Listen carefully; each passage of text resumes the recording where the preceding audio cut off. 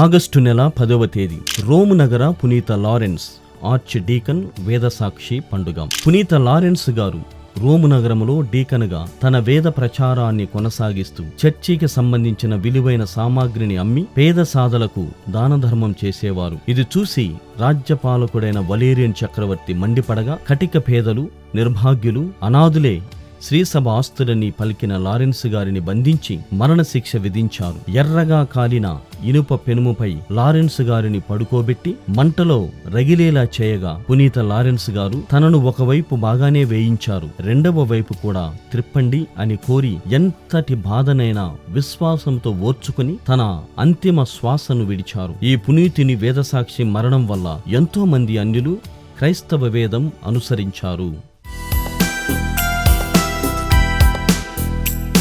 పునీత లారెన్సు గారా మా కొరకు ప్రార్థించండి.